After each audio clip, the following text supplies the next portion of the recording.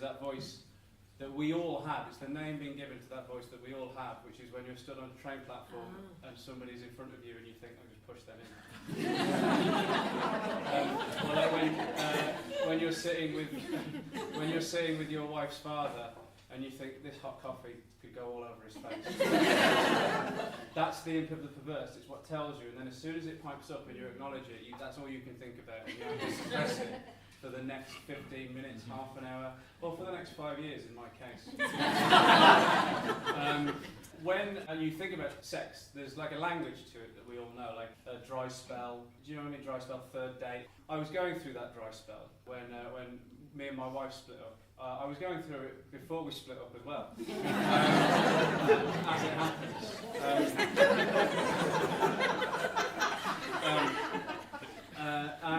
I won't lie, it was part of the reason. Like you just sort of like you grow apart, but it meant that I couldn't really throw myself back into it straight away. I wasn't used to it anymore. I hadn't forgotten how to do it, but I had sort of like a lot of anxiety about it. Even in terms of dating and meeting somebody new, that felt odd as well. So I just didn't. I sort of like shut myself off a little bit, and I had to find somewhere to live. It wasn't a very particularly tricky thing to do. Obviously, we split up. There was no children involved. There were some kitchen appliances that I missed, but we couldn't, and so I went to stay with friends. And they very kindly took me in. I was a fairly sort of like young divorcee. This happened when I was 29. I was the most sort of like advanced in that regard. None of them were married. Also, I'm a self-employed freelancer as well, as they all were. And so I went to stay with them, and they had no idea how to handle me at all. It was as if I'd turned 50 overnight.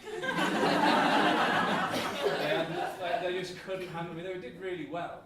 But the problem is that when you're, I suppose when you're a group of guys that live together, and you have done like your whole life lived like a student, because they were all pushing 30, but they were living like feral. It was. When I stayed there, I didn't know what to have for dinner, and I just assumed they'd have something in, and I went into the cupboard. It was just vinegar. It was that kind of house that they had. They played pranks all the time. They played pranks on each other. My friend Will, who is the one that let me live there, he used to walk around dressed as a cowboy, and he had like the sheriff's badge, and he had the gun holsters and the hat and everything. And he came in and he went, "What do you think?" And I went, "Oh, you're going to a fancy dress party?" And he said, "No, I'm just going to wear it around the house and be the sheriff." It's like I didn't know that people live like that.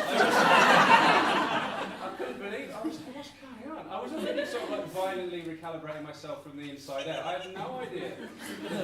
I thought I was living in a dream, and they play pranks on each other all the time. Now, I'm not into pranks. I'm not really a practical joker.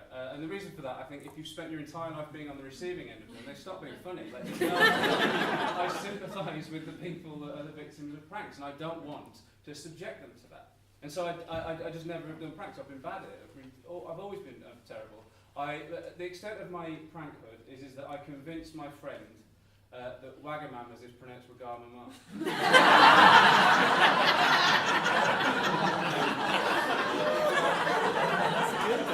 That's the naughtiest thing I've done in terms of like doing a prank. And so I didn't want to. I couldn't fit in.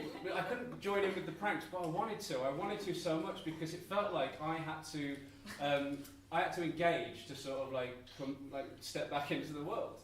But I couldn't work it out. Now, when I said I'm a self-employed freelancer, as were my friends that I was living with, by trade, professionally, I am a comedian. I have to travel the country and make people laugh, even when I'm going through something awful like a divorce. And so when I stayed with my friends, the reason I stayed with them as well is because they are also self-employed freelance comedians. They kind of know what I'm going through, and there's a shorthand, and we don't have to. I didn't have to put on any airs and graces. And I was living vicariously through them. I realised that because Will had just started seeing somebody, another comedian, and it was going quite well. It was going quite well. It was their third date, and we all know what that means. And he said, "This is the night I'm going to bring her home." And I was so happy for him, because I was like, love exists still. This is, you're at the start of the journey. And I wasn't even being laddie about it. It wasn't like, oh yeah, mate, give her one. It was like, I am so delighted for the both of you. This is going to be wonderful. Well done, Will. Well done, Will. And they went out on their date, you know, and I knew they were going to come back. I did. I knew that. But then, I don't know what happened, but I was visited by the imp of the perverse. And I had an idea for a prank. And I was excited by that as well. Now, because Will, like me, is a self-employed freelancer, he has an innate and deeply ingrained love of stationery. Like, you treat yourself to a nice notebook, a nice pen, everything like that. And he had just recently, he was so proud of it, he bought a whiteboard, right? This massive whiteboard that he'd installed on his wall with like a drill and raw plugs, and like it had gone in heavy duty thing. And on it he had ideas for jokes, he had gigs coming in, like gigs this week, money coming in, money going out, all of that. He'd taken it very seriously. And I thought my idea for the prank would be, if I know they're coming back, if I just erased all of that, and I wrote a list of every female comedian that I know with a tick next to their name.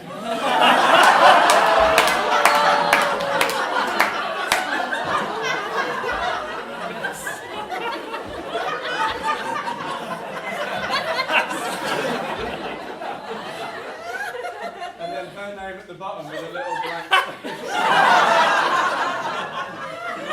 And I was delighted with myself. And I did it. I got rid of all of his admin, everything. I got rid of a week's worth of work in terms of creative ideas. And I wrote a list of all of these names that I could think of, people that we knew. And I was like, there we go, that's brilliant. And I went downstairs and I felt so pleased. And I was like, brilliant. I am ecstatic. And I watched 5 episodes of Deep Space Nine, and that's 45 minutes a pop, right? So that's how long I left it. And then all of a sudden, I got visited by another thing, which is something no one ever talks about, which is the imp of the righteous. And that imp goes, "You're being a cunt." And so the thing is, right, even though that's a funny joke, and I know that he will find it funny, and I even know that she will find it funny because I knew her as well. However, the shorthand is, that means at some point he told us, I'm going to have sex with her tonight, and that is not a nice thing, is it, for her to come back and find it. So I decided, I'm going to go and take that off, I'm going to go and erase it. So I did, I went up, and I erased it. Now the mistake I made with this heavy-duty whiteboard is that I didn't use the pen that was attached to it.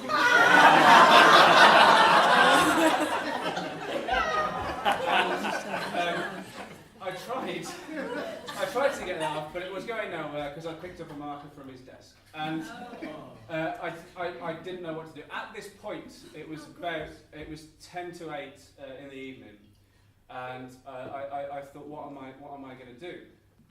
This whiteboard, honestly, was his pride and joy. He'd been talking about it ever since he got it.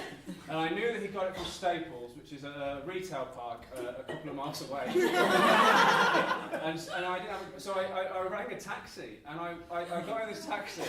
I had 10 minutes before it closed at 8 o'clock. And I got to Staples, and I went and bought this whiteboard, and I realised just how much he'd undersold, how much he'd paid for it.